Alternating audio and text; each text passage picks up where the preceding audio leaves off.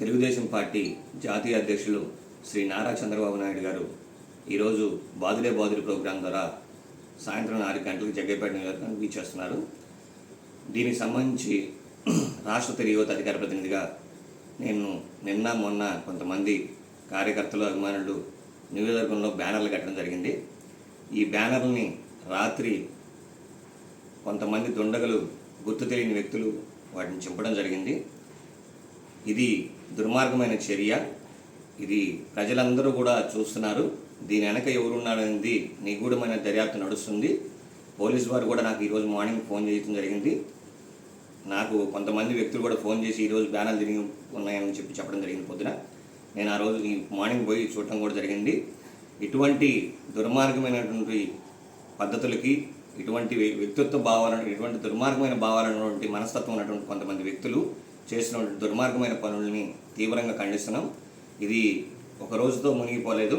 ఇది ఇటువంటి చర్యల్ని, ఇటువంటి విధానాన్ని ప్రజలు ప్రతి ఒక్కళ్ళు కూడా గమనిస్తున్నారు.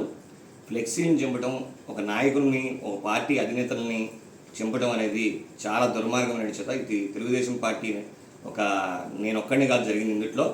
దాంట్లో తెలుగుదేశం పార్టీ మాజీ ఎమ్మెల్యే శ్రీరామ్ తాతయ్య గారి బొమ్మలు ఉన్నాయి. పార్లమెంటు పార్టీ అధ్యక్షులు శ్రీ నెట్టంరావు గారి బొమ్మలు ఉన్నాయి. అందుట్లో కేసీ నాని గారి బొమ్మ ఉంది. ప్రతి ఒక్క చోట ఇటువంటి ఒక 7-8 ఫ్లెక్సీలు ఇటువంటి చంపడం జరిగింది. దీని వెనక ఉన్నటువంటి ఎవరైతే దుర్మార్గమైన పని చేశారో వాళ్ళందరూ కూడా సమాధానం చెప్పుకోవాల్సిన అవసరం ఉంది. దానికి అనేటువంటి పోలీసు వారు కూడా తగిన చర్యలు తీసుకొని ఇటువంటి వ్యక్తుల్ని ఇమ్మీడియట్గా తక్షణమే చర్యలు తీసుకొని వాళ్ళకి తగిన బుద్ధి చెప్పాలని చెప్పి మేము పత్రికాముఖంగా మనం చేసుకున్నాం. ఇటువంటి చర్యలకి మేము చాలా దుర్మార్గమైనటువంటి చర్య ఇది. దీన్ని తీవ్రంగా ఖండిస్తున్నాం.